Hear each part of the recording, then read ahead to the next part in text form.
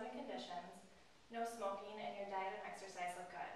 I would classify your activity level as moderate because you do work out almost for an hour every day. Okay. And then, so also I calculated your VE, which refers to a balance between your energy or calories you intake with the energy expenditure. And to prevent weight gain, you want this to be a good balance.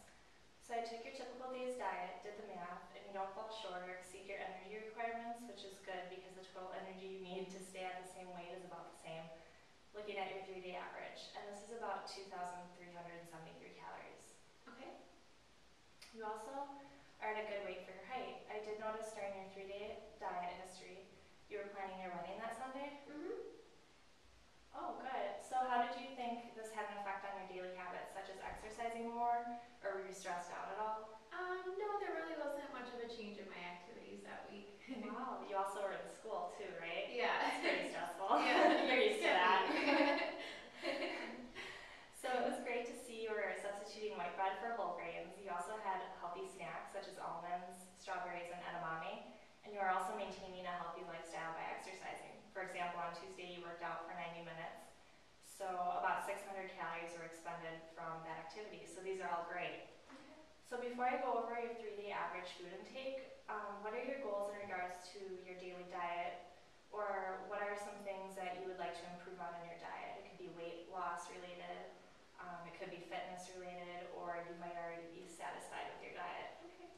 I'm pretty satisfied with my diet, but I think I would just maintain refraining from sodas and, keeping from, during those stressful studying times, choosing bad snacks and things like that. But otherwise, just keeping up the working out and doing what I'm doing. Good, got it.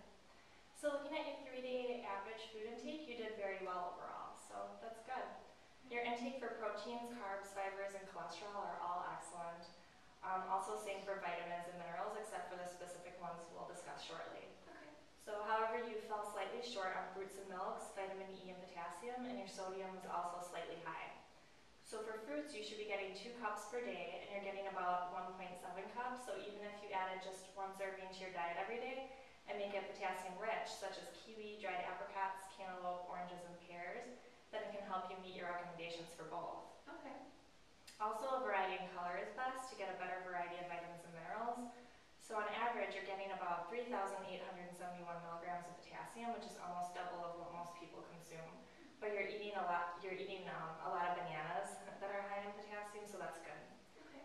But if you don't get enough, 4,700 milligrams is the recommended intake, and this can lead to higher risk for blood pressure, heart disease, stroke, and other diseases. Okay. Also, you're high in sodium, which helps maintain fluids in the body. Also, potassium does too.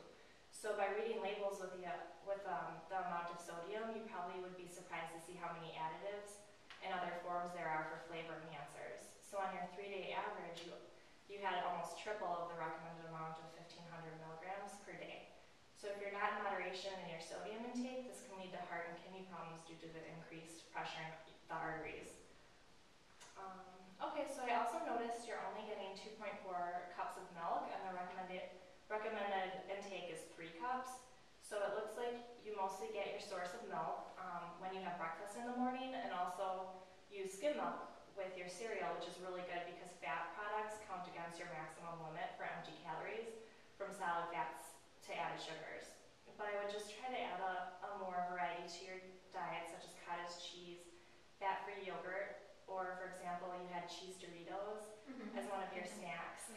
So maybe substituting this for a piece of string cheese for a healthier snack, which would also be beneficial for decreasing your cavities risk due to less sugars and carbs, whereas cheese coats the teeth with calcium, protecting against cavities.